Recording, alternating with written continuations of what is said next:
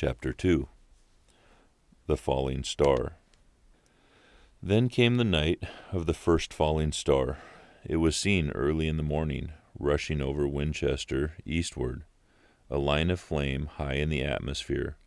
Hundreds must have seen it, and taken it for an ordinary falling star.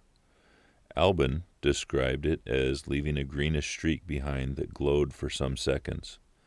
Denning, our greatest authority on meteorites, stated that the height of its first appearance was about 90 or 100 miles. It seemed to him that it fell to earth from about 100 miles east of him. I was home at that hour and writing in my study, and although my French windows face outwards towards Ottershaw, and the blind was up, for I loved in those days to look up at the night sky, I saw nothing of it. Yet the strangest of all things that came from earth, from outer space, must have fallen while I was sitting there. Visible to me had I only looked up as it passed. Some of those who saw its flight say it traveled with a hissing sound. I myself heard nothing of that.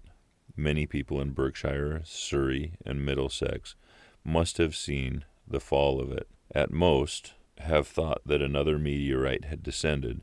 No one seems to have troubled to look for the falling mass that night.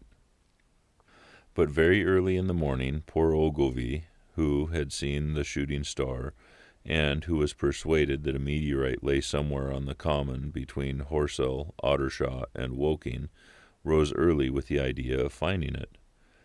Find it he did, soon after dawn, and not far from the sand pits. An enormous hole had been made by the impact of the projectile, and the sand and gravel had been flung violently in every direction over the heath, forming heaps visible a mile and a half away. The heather was on fire eastward, and a thin blue smoke rose against the dawn. The thing itself lay almost entirely buried in sand, amidst the scattered splinters of a fir tree it had shivered to fragments in its descent. The uncovered part had the appearance of a huge cylinder, caked over and its outline softened by a thick scaly, dun-colored incrustation. It had a diameter of about 30 yards. He approached the mass, surprised at the size and more so at the shape, since most meteorites are rounded more or less completely. It was, however, still so hot from its flight through the air as to forbid his near approach. A stirring noise within its cylinder he ascribed to the unequal cooling of its surface, for at that time it had not occurred to him that it might be hollow. He remained standing at the edge of the pit that the thing had made for itself, staring at its strange appearance, astonished chiefly at its unusual shape and color, and dimly perceiving even then some evidence of design in its arrival. The early morning was wonderfully still, and the sun, just clearing the pine trees towards Weybridge, had already warmed. He did not remember hearing any birds that morning. There was certainly no breeze stirring, and the only sounds were the faint movements from within the cindery cylinder. He was alone on the common. Then suddenly he noticed with a start that some of the gray clinker, the ashy incrustation that covered the meteorite, was falling off the circular edge of the end. It was dropping off in flakes and raining down upon the sand. A large piece suddenly came off and fell with a sharp noise that brought his heart into his mouth. For a minute he scarcely realized what this meant, and, although the heat was excessive, he clambered down into the pit close to the bulk to see the thing more clearly. He fancied even then that the cooling of the body might account for this, but what disturbed that idea was the fact that ash was falling from only the end of the cylinder. And then he perceived that, very slowly, the circular top of the cylinder was rotating on its body. It was such a gradual movement that he discovered it only through noticing that a black mark that had been near him 5 minutes ago was now at the other side of the circumference. Even then he scarcely understood what this indicated.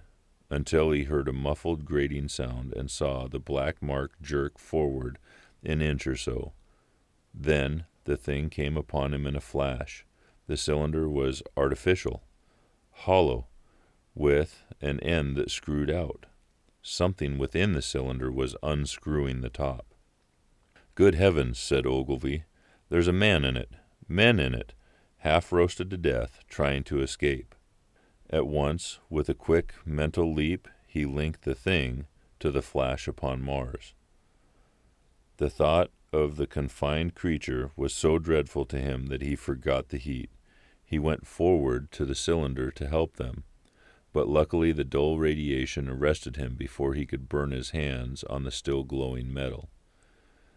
At that he stood irresolute for a moment, then turned, scrambled out of the pit, and set off running wildly into Woking. The time then must have been somewhere about 6 o'clock. He met a wagoner and tried to make him understand, but the tale he told and his appearance were so wild, his hat had fallen off in the pit, that the man simply drove on. He was equally unsuccessful with the portman, who was just unlocking the doors to the public house by Horsell Ridge. The fellow thought he was a lunatic at large, and made an unsuccessful attempt to shut him into the tap room. That sobered him a little, and then he saw Henderson, the London journalist, in his garden. He called over the Paulings, and made himself understood.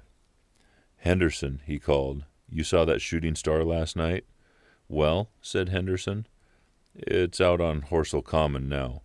"Good Lord," said Henderson, "a fallen meteorite? That's good. But it's something more than a meteorite. It's a cylinder, an artificial cylinder, man. There's something inside." Henderson stood up with his spade in his hand.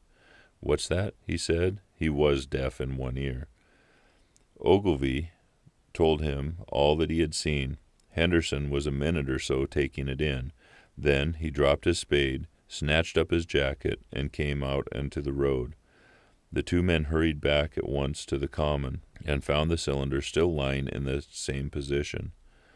But now the sounds inside had ceased, and the thin circle of bright metal showed between the top and the body of cylinder. Air was either entering or escaping at the rim with a thin, sizzling sound. They listened, rapped on the scaly, burnt metal with a stick, and, meeting with no response, they both concluded the men inside must be insensible or dead. Of course the two were quite unable to do anything. They shouted consolation and promises, and went off back to the town again to get help. One can imagine them, covered with sand, excited and disordered, running up the little street in the bright sunlight, just as the shop folks were taking down their shutters, and people were opening their bedroom windows. Henderson went into the railway station at once, in order to telegraph the news to London. The newspaper articles had prepared men's mind for the reception of the idea. By 8 o'clock, a number of boys and unemployed men had already started for the common to see the dead men from Mars.